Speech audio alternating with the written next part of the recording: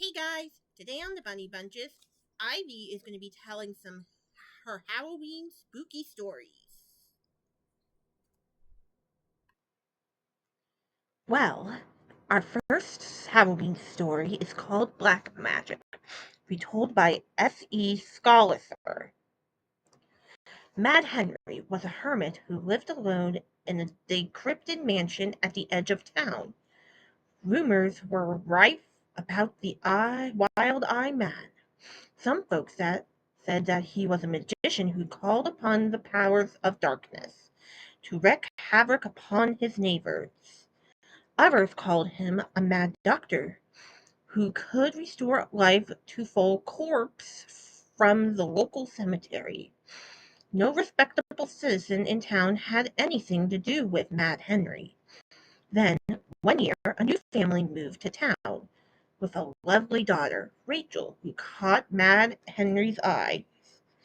He showered the maiden with gifts, goblets of pure gold, necklaces of pearl, and a pot of daisies that never dropped a single petal. Desperate the gifts, Rachel fell in love with another, Geoffrey, a handsome young man just home from university. A week after meeting, they eloped, leaving behind a stunned Mad Henry. When Rachel and Geoffrey returned from the elopement, they threw a big ball and invited everyone in town. While Rachel was waltzing with her father, she heard a clap of thunder.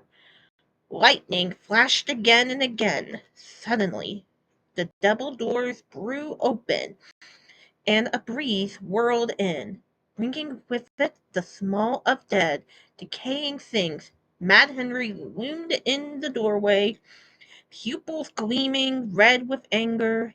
He was followed by the grotesque figures of the dead, who came marching two by two into the room, their eye sockets glowed with blue fire as they surrounded the room. Two of the corpses captured Geoffrey and threw him down at the feet of the Lord.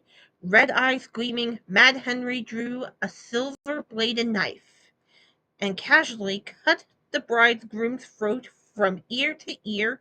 Rachel screamed and ran forward, pushing through the foul, stinking corpse of the dead, and flung herself upon her dying husband. "Kill us both!" she cried desperately. But Mad Henry plucked the lass out of the pool of blood surrounding the dead husband and carried her out into the thundering night.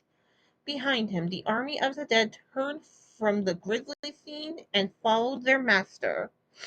The sounds of thunder and lightning faded away as the alchemist and his dead companions disappeared into the dark night. Geoffrey's father and Rachel's father gathered a small mob and followed the evil hermit.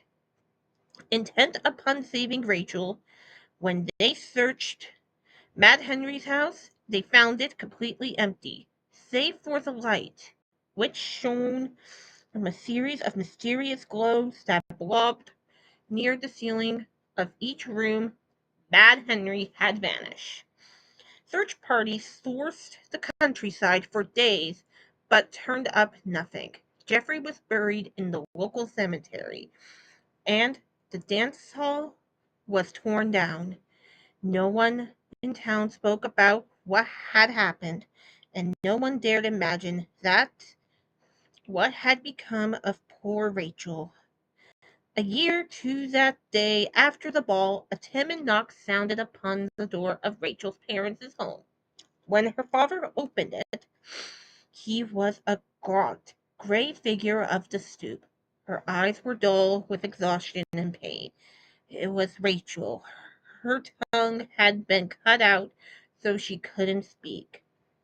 But when she produced a knife from her tattered garments, the knife with a silver blade that they had last seen in the hands of Mad Henry, the gleam of satisfaction in Rachel's eyes told them that the streaks of blood that coated the knife were those of Mad Henry. That night, Rachel died in her sleep with a peaceful smile upon her ravaged face. And there you have it, Bunny Bunchers. Thank you, Lucy, for the story. Please give a thumbs up to the Bunny Bunches YouTube channel. If not, subscribe. We'll see you next time. Bye-bye.